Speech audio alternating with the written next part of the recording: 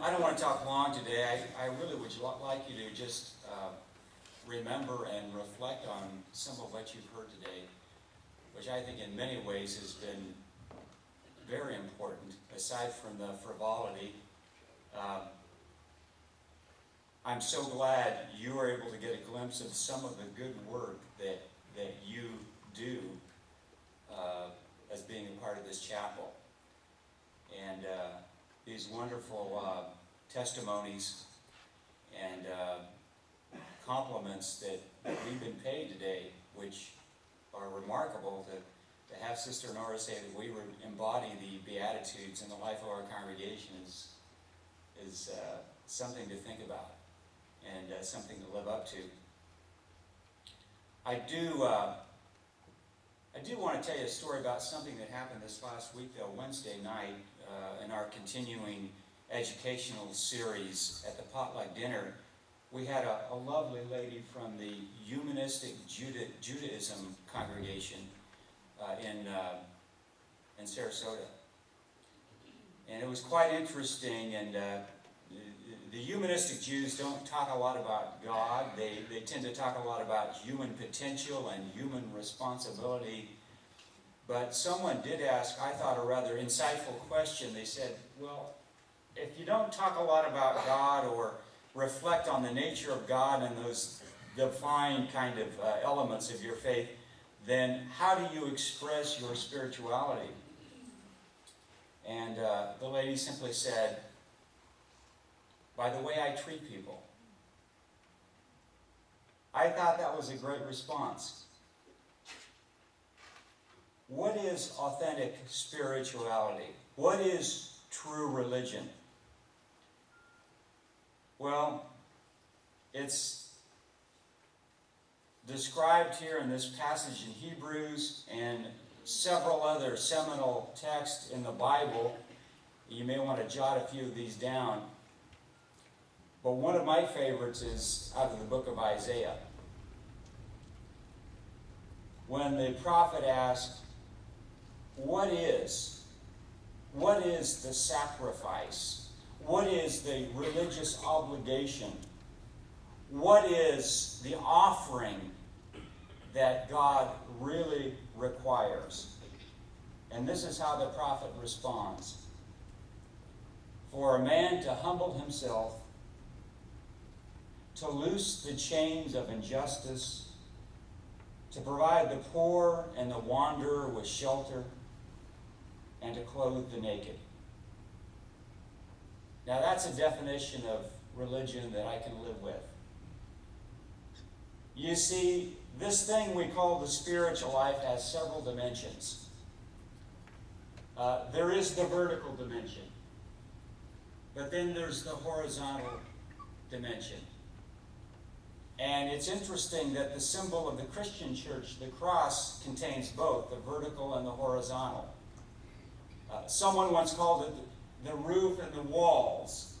When we enter into relationship with God, we cultivate that relationship and we humble ourselves and we examine our lives and we seek to eliminate any impediments which would block the flow of love and energy and communication between ourselves and God. That's the vertical dimension, and we talk about prayer and meditation and the contemplative life and worship and all that stuff. But then there's another dimension without which the vertical dimension would be meaningless. That is the horizontal dimension. There is the reaching up, and then there is the reaching out. And one without the other doesn't mean a lot.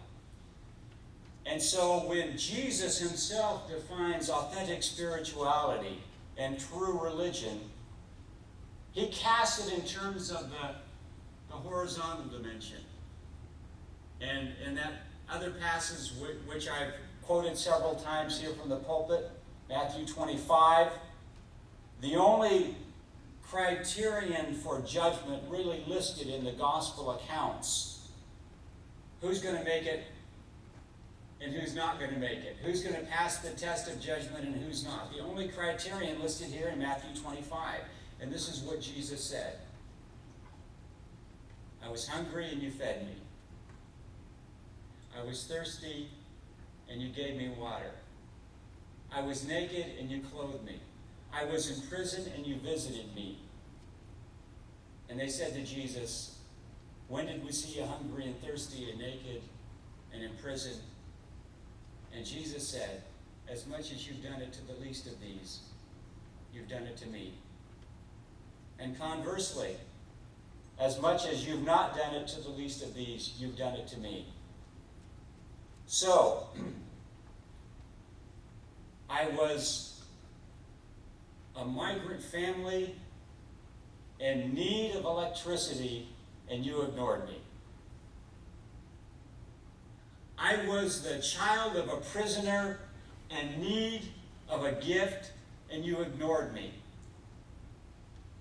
I was a homeless man in need of a shower, and you ignored me.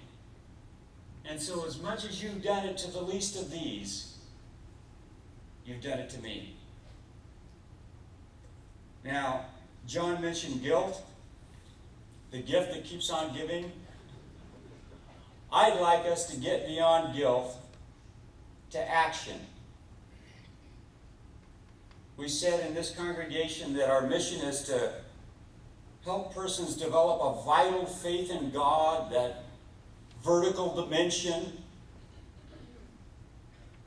And we believe so strongly in the contemplative life, a life of prayer, going to that place that Sister Nora knows as the still point, or as Thomas Burton described it, the virgin point, that place deep within our lives. And yet out of that, communion and communication to express our love of God by reaching out to the most needy, to the most vulnerable, to the outsiders, to the outcast. And that's why prayer is probably the most radical act in the world, because when we go to that deep place, that virgin point, that deep center within our lives, and we make contact with the divine, we touch the very heart of compassion. And so the contemplative, the truly contemplative, is truly compassionate because something is born in their hearts as they go to that place. And it manifests itself in the reaching out. And so at the Still Point House of Prayer, for instance, there's prayer on Sunday, but there's food and clothing on Monday. There's quiet on Sunday, but there's a lot of activity on Monday. Well, there's still a sense of quiet and stillness in what we do, even in our busyness. But that stillness issues in action. Authentic spirituality